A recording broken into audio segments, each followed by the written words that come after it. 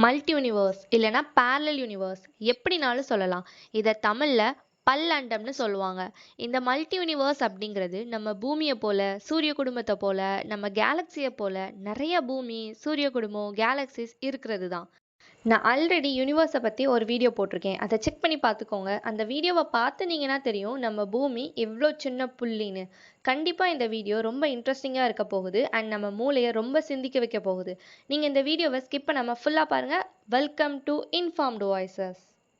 இந்த மல்டிவர்ஸை பற்றி ஏகப்பட்ட தியரிஸ் கொடுத்துருக்காங்க. அதில் ஃபர்ஸ்ட் ஹியூக் எவர்ட் அப்படிங்கிறவங்க 1957 மெனி வேர்ல்ட் இன்டர்பிரிட்டேஷன் MWI அப்படிங்கிற தியரியை கொடுத்துருக்காங்க. இந்த தியரி படி ஒரு மனுஷன் எடுக்க முடிவை பொறுத்து யூனிவர்ஸ் ஸ்பிளிட் ஆகும்னு சொல்கிறாங்க. ஃபார் எக்ஸாம்பிள், ஒருத்தங்க ஒரு பூனையை பாக்ஸ்குள்ளே வைக்காங்க அப்படின்னா அதுக்கு 2 பாசிபிலிட்டிஸ் இருக்குது. அந்த பூனை இறந்தும் போயிருக்கலாம், உயிரோடையும் இருக்கலாம். ஸோ அந்த இடத்துல இந்த பூமி, இந்த யூனிவர்ஸ் 2ஆக ஸ்ப்ளிட் ஆகுது. இதே மாதிரி அவங்க எடுக்க முடிவை பொறுத்து நிறைய ஸ்ப்ளிட் ஆகுது. நம்ம பூமியில் எத்தனை பில்லியன் பீப்புள் வாழ்கிறாங்க, அப்போனா இப்போ இருக்கக்கூடிய நிலைமைக்கு எவ்வளோ யூனிவர்ஸ் ஸ்ப்ளிட் ஆகியிருக்கும்னு இந்த தியரி படி நீங்கள் யோசித்து பார்த்துக்கோங்க. அடுத்ததா இன்ஃப்ளேஷனரி மல்டிவர்ஸ். இது ஆலன் குத் அப்படிங்கிறவங்க 1980 கொடுத்துருக்காங்க. இந்த தியரி படி இப்போ ஒரு தண்ணியில் நம்ம சோப் போட்டோம்னா எவ்வளோ பபிள்ஸ் உருவாகுது, அந்த மாதிரி ஒவ்வொரு பபிள்ஸும் ஒவ்வொரு யூனிவர்ஸ் அப்படின்னு சொல்கிறது தான் இந்த தியரி.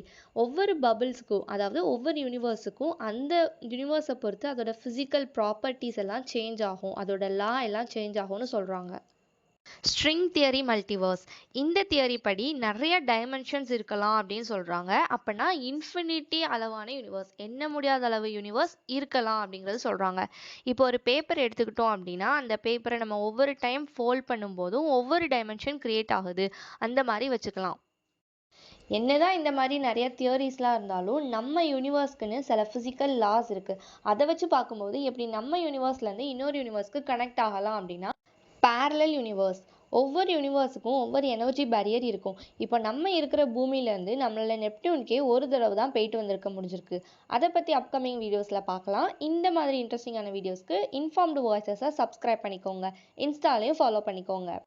நம்மளால் நம்மளோட யூனிவர்ஸோட எனர்ஜி பேரியரை இப்போதைக்கு தாண்ட முடியாது. மேபி ஃப்யூச்சரில் பாசிபிளாக இருக்கலாம். Warm holes. ஒரு பர்டிகுலர் ஸ்பேஸில் டைமை பொறுத்து இது டனல் மாதிரி ஆக்ட் ஆகி 2 யூனிவர்ஸஸை கனெக்ட் பண்ணுது. Black hole. நான் ஆல்ரெடி இந்த பிளாக் ஹோலை பற்றி வீடியோ போட்டிருக்கேன். அதில் நான் சொன்னது தான். இந்த பிளாக் ஹோல் கிட்ட போக போக டைம் ரொம்ப ஸ்லோவாகும். இந்த பிளாக் ஹோல் 2 யூனிவர்ஸை கனெக்ட் பண்ணக்கூடிய ஒரு டோர் மாதிரி ஆக்ட் ஆகுது.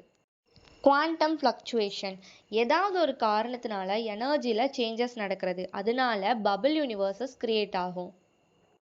என்னதான் இப்படி நிறையா தியரிஸ் அண்ட் மூவிஸ்லாம் மல்டிவர்ஸை பற்றி வந்தாலும் மல்டிவர்ஸ் அப்படிங்கிற ஒன்று இருக்குங்கிறதுக்கு ஸ்ட்ராங்காக கன்ஃபார்ம் பண்ணுற அளவு நம்மக்கிட்ட இப்போ டெக்னாலஜி வளரலை. உங்களுக்கு இந்த வீடியோ பிடிச்சா லைக் பண்ணுங்கள், உங்கள் ஃப்ரெண்ட்ஸ் அண்ட் ஃபேமிலிக்கும் ஷேர் பண்ணுங்கள், உங்களுக்கு தெரிஞ்சதை மற்றவங்களுக்கும் தெரிவிக்க கமெண்ட் பண்ணுங்கள். தேங்க்யூ.